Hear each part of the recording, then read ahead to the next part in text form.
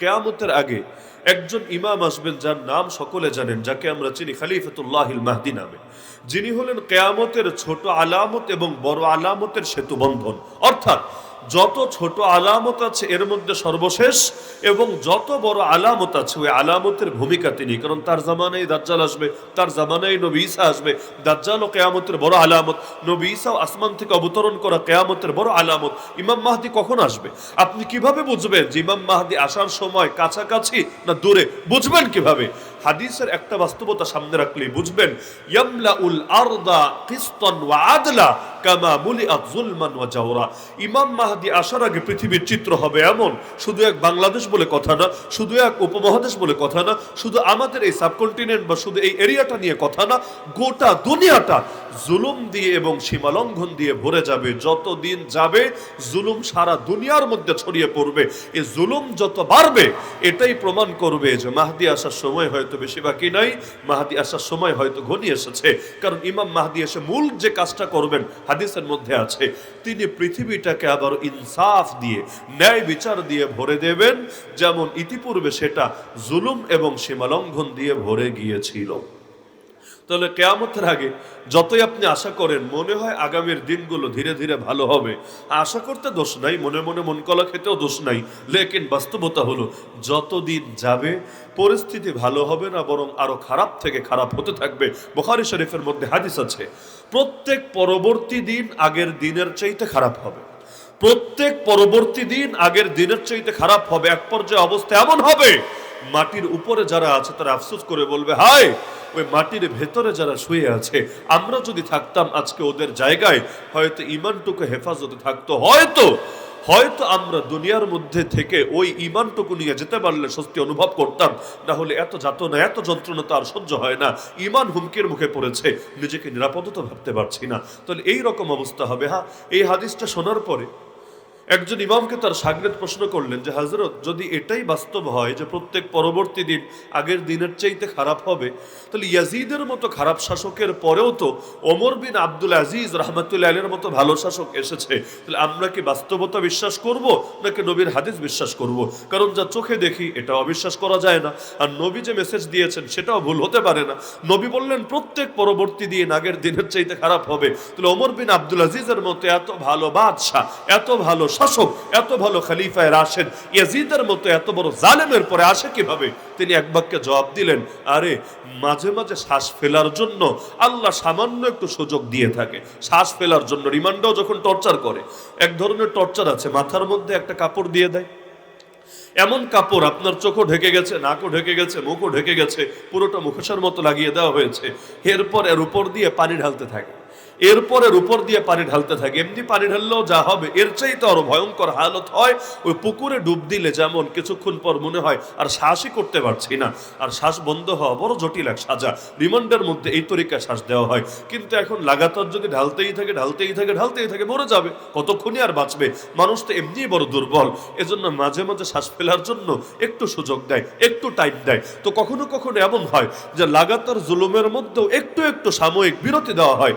এজন্য তিনিও ব্যাখ্যা করলেন যে লাগাতার জুলুম যদি চলতেই থাকে আর প্রত্যেক পরবর্তী দিন আগের চাইতে একদম সিরিয়াল বাই সিরিয়াল খারাপ হতেই থাকে, মানুষ দুনিয়ায় টিকবে কিভাবে?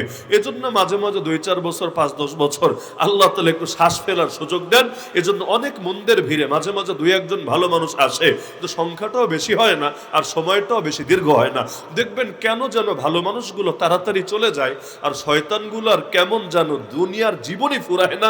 এগুলো খালি লম্বা টাইম জুলুম আর নির্যাতন আর বিভিন্ন রকম সমাজের মধ্যে বিশৃঙ্খলা ছড়াতেই থাকে আর ছড়াতেই থাকে।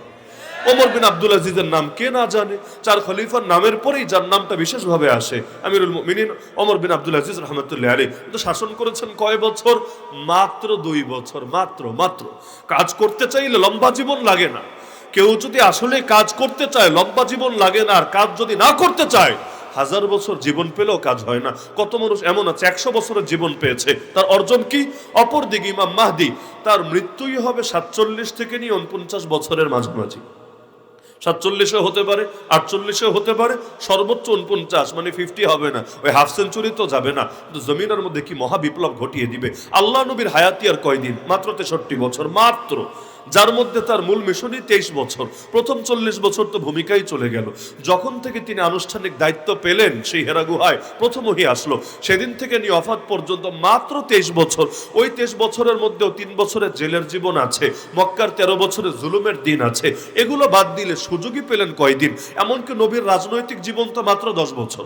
ওই 10 বছরের মধ্যে 27টা যুদ্ধ নিজে করলেন, 47টা যুদ্ধে আরো বাহিনী পাঠালেন।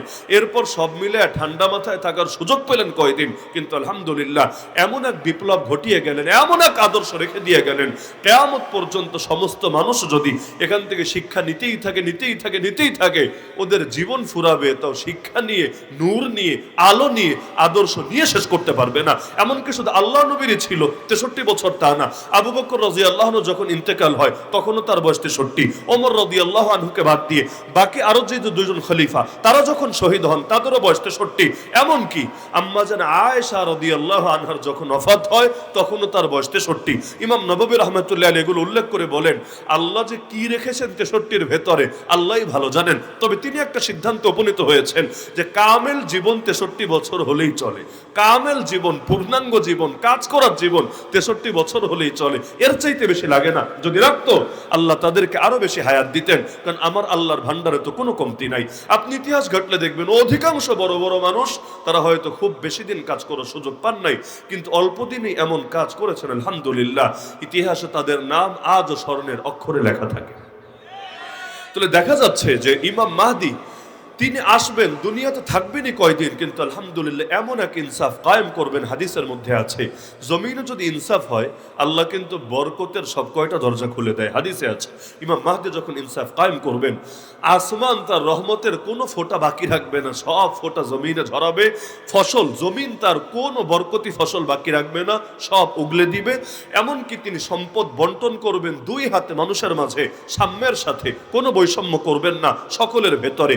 এমনকি আল্লাহ এত বরকত দিবেন, যুদ্ধ করতে যাবেন সেখানেও পর্যন্ত কনস্টান্টিনোপল তৎকালীন সময় ইউরোপের রাজধানী হবে, যুদ্ধেও তার তীর তরবারি চালানো লাগবে না, বরঞ্চ তিনি যাবেন বিশাল এক বাহিনী নিয়ে, গিয়ে খেলে তাকবীর দিবেন। তাকবীর কেমন বাহিনী? হাদিসের মধ্যেই আছে এমন এক বাহিনী যেখানে 70টা অংশ থাকবে, 70টা ঝান্ডা থাকবে, প্রত্যেক ঝান্ডার অধীনে 12,000 করে মর্দে মুজাহিদ থাকবে।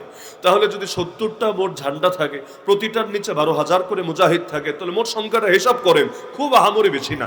যাদের বিরুদ্ধে নামবেন তারা সংখ্যায় তার চাইতে আরো বেশি, কিন্তু আলহামদুলিল্লাহ তারা আর যুদ্ধ করার কোনো সাহসই করবে না, বরঞ্চ তাকবীর শুনেই এমন ভাবে থরথর করে কেঁপে উঠবে, অধিকাংশ পালাবে, বাকি যা থাকবে তারাও সারেন্ডার করবে। বাস্তবতা এটাই, মুসলমানের খুব বেশি কিছু করা লাগে না, একটু নাড়া দিলে, একটু জাগরণ ঘটালেই দুনিয়ার বাতিল অপশক্তি থরথর করে কেঁপে ওঠে।